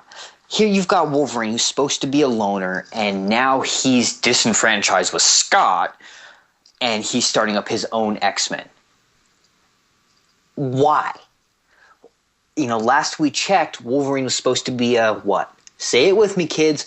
Loner. He goes off on his own. Hell, why do you think he has his own solo series? And now he's leading the X-Men? I'm sorry, no. I think I'll pass. It's not really eye-catching. Then you've got the new Uncanny X-Men, where Cyclops is the leader. Okay, fine. And I've said it before, I'll say it again. Cyclops is my man. He's my favorite character. If you go to Dragon Con, you can likely see me somewhere dressed as Cyclops. I've done it since 2010. But even I'm getting a little disillusioned with the state of Scott and the way he's handling things. He's acting more and more like a general. At first, I was like, okay, I can get used to this. But then as it progressed, I was like, man, no, this isn't cool. And then then when they came into 2012, same thing. And I will freely admit that I haven't read much Marvel, except for Amazing Spider-Man and a little bit of Punisher. And it's because I'm so disenfranchised. I want some semblance of normalcy, Marvel. Give all of us some semblance of, well, like I said, normalcy. Quit trying to shake things up so much to answer to DC, which is another hairball I'll get to in just 1 second. I get that it's a competition, but when you're losing fans because of it, I don't know, man. No good. And I know that I can be heard. So please, Marvel, listen to me when I'm saying this. Give us back what we used to have. The single, like one X-Men and one Uncanny X-Men. Something like that. Maybe an X-Force. Keep them streamlined to their own stuff with crossovers every once in a while like you did in the 90s. That was easy to follow. You've got the Avengers movie coming out, so yeah, you're going to tie in. Expected. But, just streamline it down for us. And especially for this disillusioned Marvel reader. Because I just don't care anymore. I really don't. You know, you guys are trying to answer to DC's change, and, well, I don't know, man. You're losing me. Speaking of DC, where to start with these guys? So, as you know, in my other comics commentaries, I mentioned I started reading the New 52, and I was really starting to enjoy it. But you know what? I'm starting to rescind my ideas on this one. You know, I thought it was going to be okay. I thought it was going to be cool. But the more and more I look at DC, and the more and more I try to stumble through the New 52, I don't find myself excited anymore. I find myself longing for the original Superman that I grew up with. With Batman, the original Batman I knew. Wonder Woman, without the gray and the red and the black. I want the red, white, and blue Diana back. Or gold and blue, I should say. Bring her back. I like the way the characters were. DC, you guys don't need to revamp them to make them dark and edgy and hip. You know, Connor Kent, Superboy, he doesn't have to have a tattoo to make him cool and edgy. I get that you guys are trying to keep up with the new kids nowadays. Most of the time, these kids ain't going to remember you. So bring it back to something that all of us recognize. You know, I loved opening up the pages of Superman comics and seeing the Superman I grew up with. Now I see a Superman who's de-aged, isn't as smart as before, and he's wearing a suit of armor. That's not my Superman. You know, you've got Flash wearing body armor. That's not the Flash I know. The superheroes were supposed to be out there and in front. You know, they've got these costumes to say, look at me. And now they're saying, oh, we're ready for battle. We have battle armor. No, come on, guys. You're better than that. I used to love DC, and just like Marvel, I'm getting really, really disillusioned. I don't really find interest in the New 52.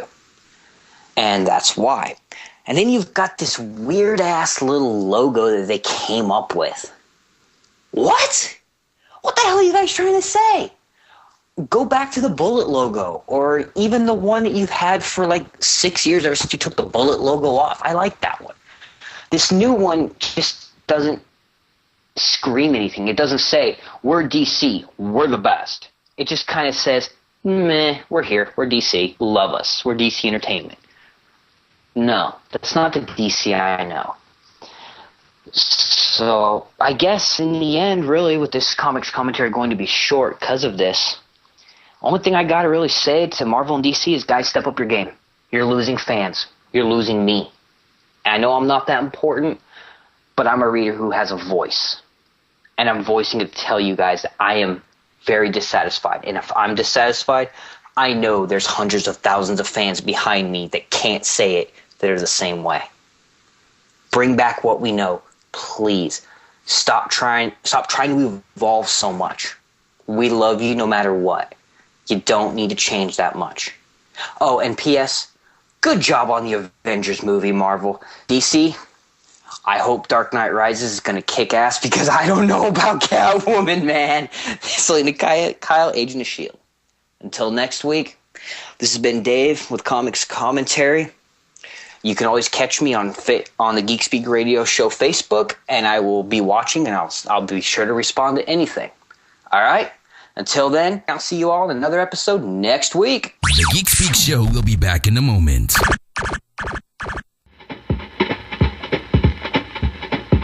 The Geek Speak Show is conducting a search for the missing element.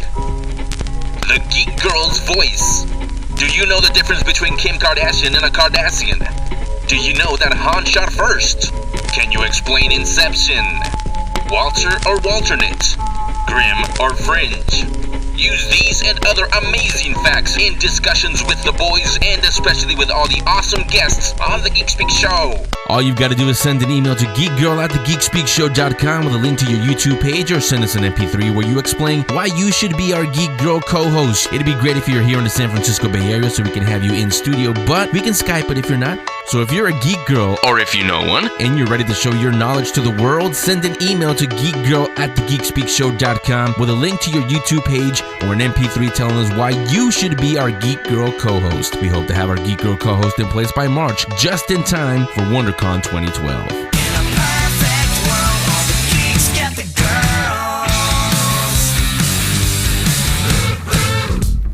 Now, here's the Geek Speak Show Book Club. Here's Henry and Romo. Well, Henry, at least book club selection is going to be just one today because Romo is not with us today. He's actually not going to be with us, in case you missed it again. He's not going to be with us for the rest of the month of February. I don't even know what month we're on. For the rest of the month of February, he's not gone permanently. He will be back probably in early March. He'll be back for WonderCon, that's for sure. So I guess knowing what the topic was going to be this week, it kind of made me want to go back, and I read a book that we actually featured a couple of years ago now.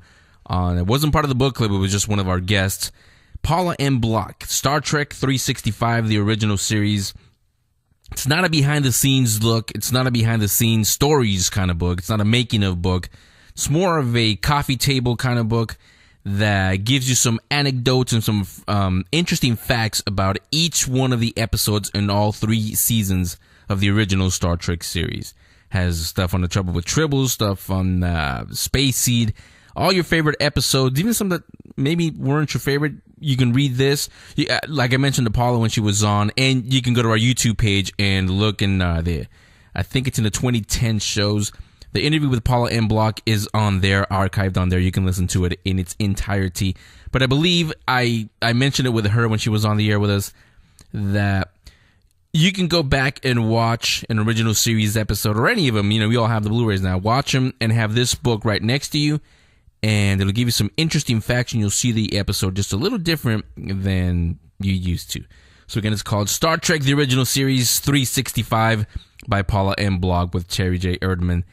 So that is my selection for this week. Again, I guess it's just knowing what we were going to talk about, what we've been talking about, had to go there. So Romo's not here, so now I really need your help. It was kind of light this week. I didn't really pick one from all of you, but you can do so. Books at thegeekspeakshow.com. Books at thegeekspeakshow.com. Send me your selection. Remember, there's got to be sci-fi, fantasy, horror, mashup of those. Could be biographies as long as it's somebody that we like Stan Lee, George Lucas, Gene Roddenberry. Yes, I'm sticking with the theme. You know what I mean. So, books at thegeekspeakshow.com. I will feature one of your books and mine next week on the Geek Speak Show Book Club. The Geek Speak Show will be right back.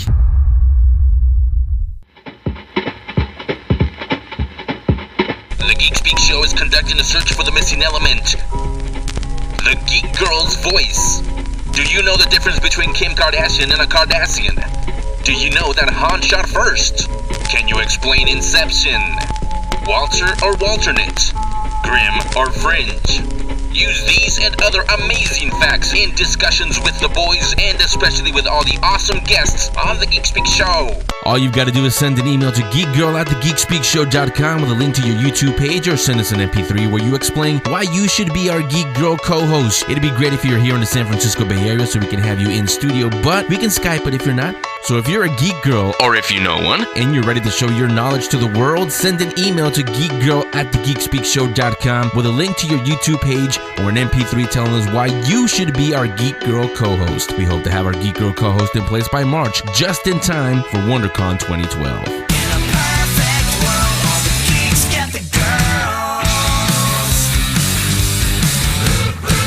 Get ready to speak geek on the Geek Speak Show.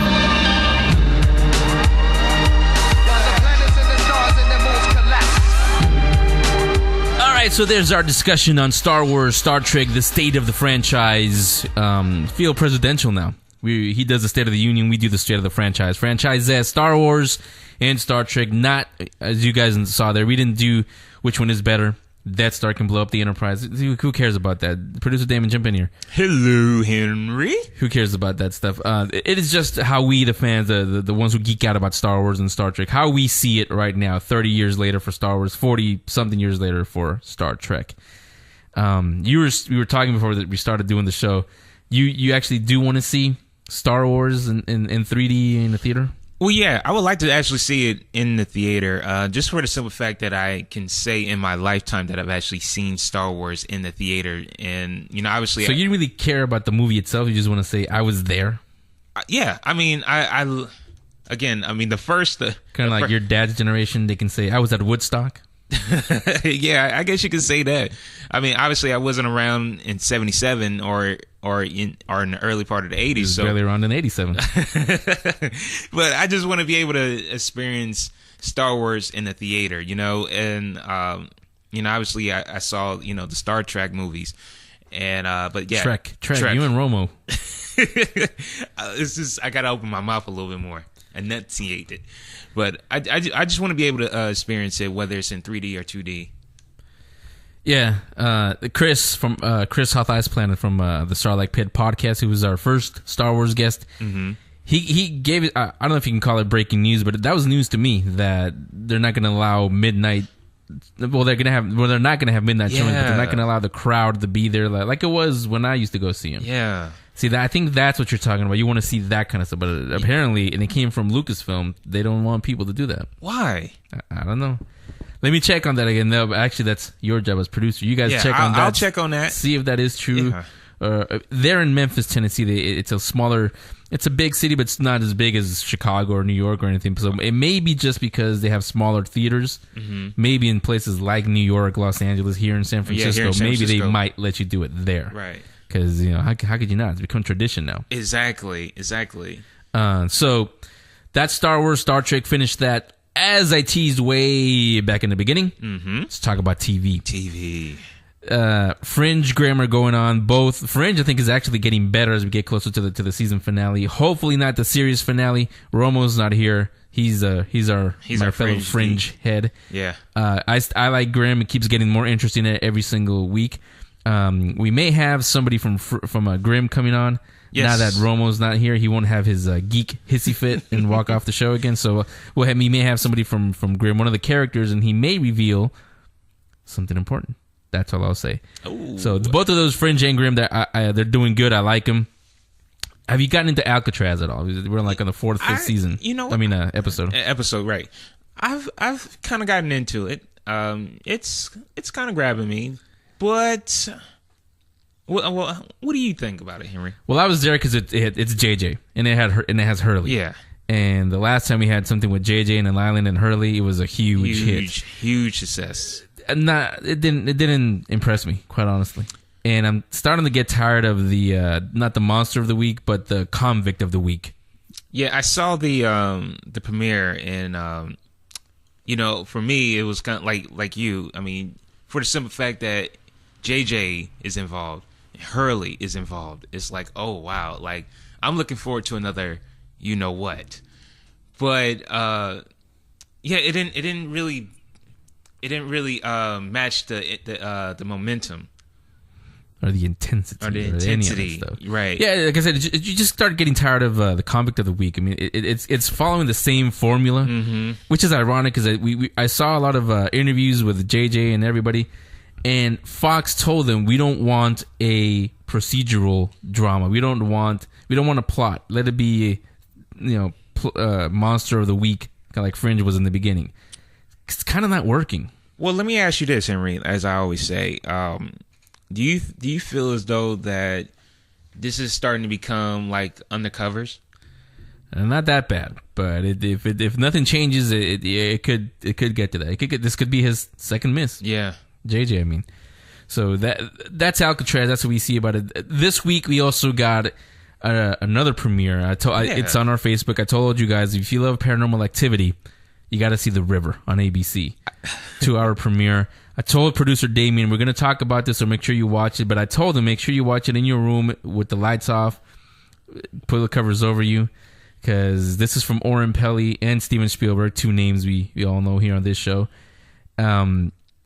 I'll let you go first. You did see it, right? Yes, I did. I did see it. What'd you think? I saw it in its entirety, and I had to say that the first hour, in my opinion, it was a little slow, but I did get into it the second hour. The second hour really, really got interesting, and it kind of scared me, in so to speak. So I would say that it was a really good premiere. It's definitely got me looking forward to next Tuesday at 9:00. I really liked it. Not that I hated it, but there were too many, especially in the second hour. There were too many gimmicks, I guess we'll call them, or tricks from the Paranormal Activity movies. Yeah, like I agree. speeding up the time at the bottom. That's right out of Paranormal Activity. All of them. The dolls. If you remember last year during Halloween when we had our Winchester Mystery House giveaway, that was the story that won. Because remember, I always said anything with dolls automatically creepy. You got more proof of that last night. So I like that.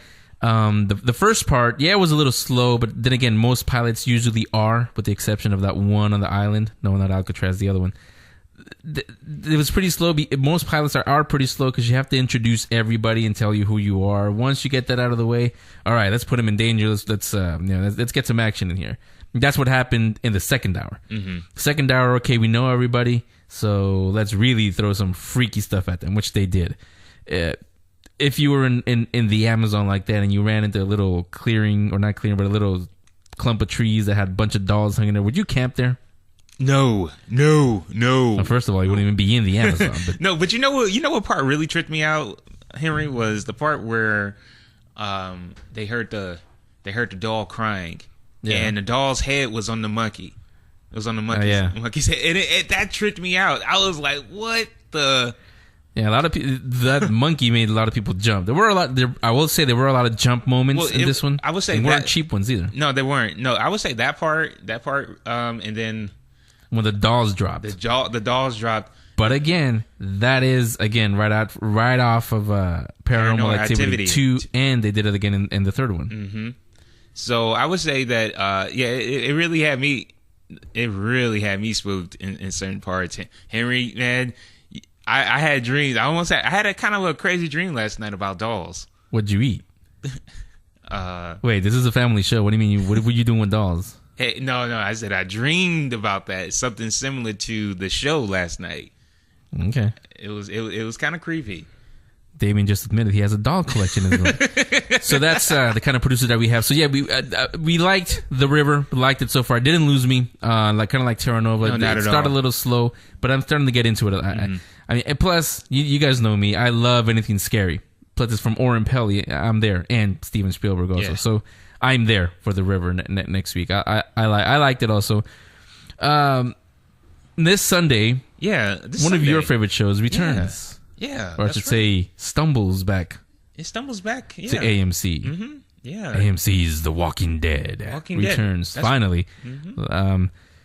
I know you're really looking forward to it. It's one of your favorite shows. Very much so. Do you even remember what happened at the end? It's been so long now. Ooh, I'm gonna have to recap that. Yeah, I'm sure they'll do that. They always do that when they come back. They always replay all the entire season. Well, yeah. To this point. Well. Actually, I actually do remember. Well, what happened was when they had got to that house or like the barn, right? And they come to find out that there were zombies. Yeah, there were actually zombies down below. Yeah, and so that was one of the things I did remember, and it was a few other things that. And their MacGuffin. What was the kid's name again? See, I forgot her name. Yeah, right now her name escapes me at the moment, but it turns out, spoiler alert, she's a walker. Right. And so that's how it ended. So there's a teaser I put up on our Facebook page. You guys can go on there and you can see a little teaser, plus also the first 3 minutes of the season opener that you'll see on Sunday on AMC. So again, it returns this Sunday. AMC's The Walking Dead finally is back at its regular time. So of course, we're going to talk about it next week on TV Talk. So that's about it. Terra Nova's on break right now. Everybody else is on break. Alcatraz, like I said, it's interesting, but I'm kind of getting tired of the convict of the week plot. It's kind of like okay, convict, rinse, repeat. Convict, rinse, repeat. Okay, you gotta give me something else, or I'm out of there. River, I liked it. River, I was just thinking. Yes. When I was watching, I was just thinking they should have premiered this in October. Could have been perfect. Yeah, you know what? I was thinking that too. I was like, why couldn't this been sooner? Like, it could have been in October. Definitely. It is only 8 episodes, and that's a good thing, because I don't see how they can extend this over a whole year. Yeah, and that was another thing that I could say too, was that, okay, like, really, like, okay, like, it seemed to be kind of like, okay, how far can we go with this? How long can we be stuck in the Amazon, Yeah. I mean, just call a helicopter and there you just go over the thing and it's over. So that's probably what will happen in episode 8. So we'll see. So I like the River Alcatraz. You gotta give me a little bit more. Fringe Grim, always the best. And this Sunday, The Walking Dead returns to AMC. So there you go. That is TV talk for now.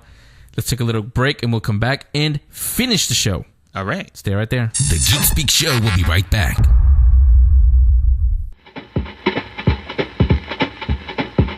The Geek Speak Show is conducting a search for the missing element. The Geek Girl's voice. Do you know the difference between Kim Kardashian and a Cardassian? Do you know that Han shot first? Can you explain Inception? Walter or Walternate? Grim or Fringe? Use these and other amazing facts in discussions with the boys and especially with all the awesome guests on the Geek Speak Show.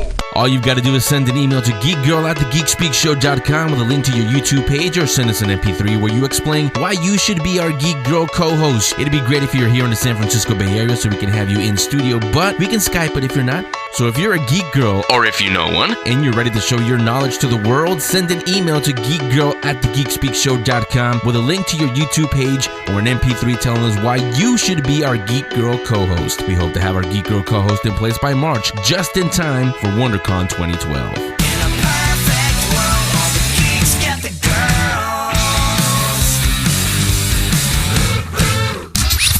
Playing the music you're not ashamed to admit you listen to. This is the show where you hear everything geek culture. This is now the Geek Speak Show.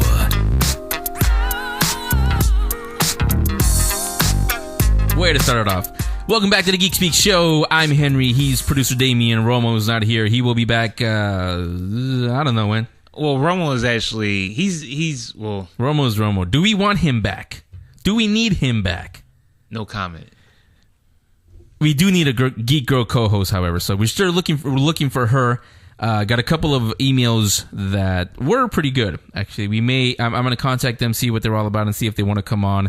And they want to do it like American Idol because we actually have talent on the people that we're going to have on this show, unlike that one. So geekgirl@thegeekspeakshow.com, geekgirl@thegeekspeakshow.com. Send us a link to your YouTube page or an MP3 telling us, hey, I'm so-and-so. This is why I should be your Geek Girl co-host. You and I were talking, I think it was a couple weeks ago. This would be a perfect opportunity for somebody, a girl, obviously, somebody who is going through broadcast school or going to learn how to do this stuff. No better way to learn it, like everything else, no better way to learn it than to actually do it. Yeah, I definitely agree with that. For the simple fact is that you're outside of your school comfort zone and you're actually working or involved in the actual broadcast that's not related to school. So this is definitely a place where you can learn and get your feet wet. And yes, I know you can get internships in college courses, but I'm going to tell you the truth. All of you guys probably know this that are starting your internships. When you do internships in school, most of you want to be right there behind the microphone. When you do an internship at a station, you don't get behind the microphone. You barely step into the control room. You're probably going to be filing prize winners or washing the station van. Sounds cliche, but it's true. Very rarely do you actually get to be on here and actually be a part of the show and do all the stuff that you would be doing as an air personality anyway. Here, you get to do that. Damien doesn't have a car, so you don't have to worry about washing the producer's car. You don't have to get coffee because he doesn't drink coffee. Soda, that's another thing. You might have to get that. No, but seriously, you guys will actually be a part of the show, part of the staff. You will help producer Damien, do the behind-the-scenes stuff, research guests, research topics, get appearances ready for movie screenings, WonderCon, Comic-Con, the ImageCon Expo that's coming up. You get ready for all that stuff. You see me behind the scenes, how I prepare for the interviews, what goes into the outline, all the stuff that all of you right now don't see because you're just hearing us. You will be a part of that. So nothing better than that kind of experience. Because, like I said, if you go to a radio station, TV station, yeah, you'll get some experience. But that's only if you want to be a janitor or something. Because you'll just be filing or emptying out the program director's trash cans or something. So here you won't be doing any of that unless you're misbehave or something. So next week, I know you and Romo are the single ones here on the show. Next week, it's a certain holiday that you guys may not like. Valentine's. Yeah. What are your plans for Valentine's Day? Well, my plan is... And you have to talk like that in that kind of voice. Yeah, real cool, debonair. Well, I got a few plans. I'll definitely be going to the movies. By himself? Actually, no, with mommy. No. I heard you guys talking on the phone. Yeah, Mama, I'll take you. I'll take you to go see The Woman in Black. That's cold, Henry. That's cold. That's not cold. That's your mommy. It's a good Valentine. But all of you who will be, unfortunately, will be single this coming Valentine's Day, and you're a geek, why else would you be listening to the show if you're not? We're going to talk to somebody. I'm trying to arrange it now, but we're going to talk to somebody who will help you find your perfect match.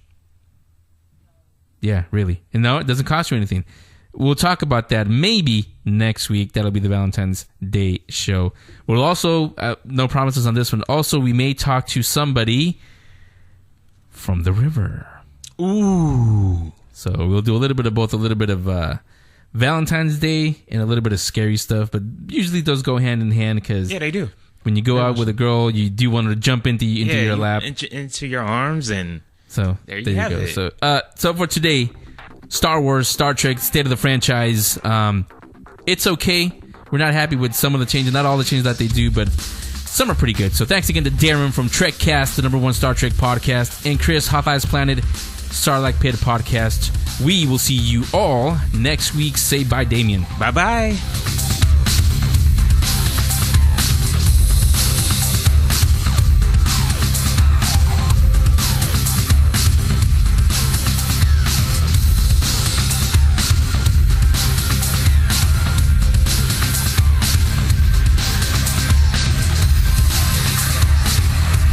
That's it for this week. Come back next week for an all-new episode of The Geek Speak Show. In the meantime, follow them on Twitter, find them on Facebook, subscribe in iTunes, and listen to past shows and special features on the Geek Speak Show YouTube page. YouTube.com/GeekSpeakVideos. We'll see you next week. Tell your friends about The Geek Speak Show. Yeah, I am